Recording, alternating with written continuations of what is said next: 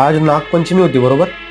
मी social मीडियावर scrolling करत होतो तर बरेच जे आपले भावी नगरसेवक, सरपंच, झेडपी अध्यक्ष, आमदार, खासदार, भावी जे नेते आहेत, युवा नेतृत्व आपण ज्याला म्हणतो, त्यांच्या सोशल मीडिया अकाउंटवर त्यांनी नागपंचमीच्या शुभेच्छा दिल्या होत्या.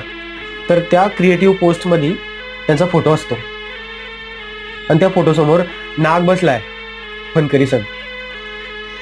जर समजा तो नाग खरंच आला आणि दशी सण गेला तर तुम्हाला यार आम्ही कोणाच्या तोंडाकडे पाहिजे, आम्ही कोणाला मत द्यायचं? आमचं तुमच्या हातात आमच्या वार्डाचं, आमच्या गावाचं, आमच्या एरियाचं, आमच्या शहराचं भविष्य आहे. तुम्हाला जर काही झालं, तुम्हाला जर डसला बिसला तो नाग, तर आम्ही कोणाला वोट द्यायचं? तसं नका करू तुम्ही.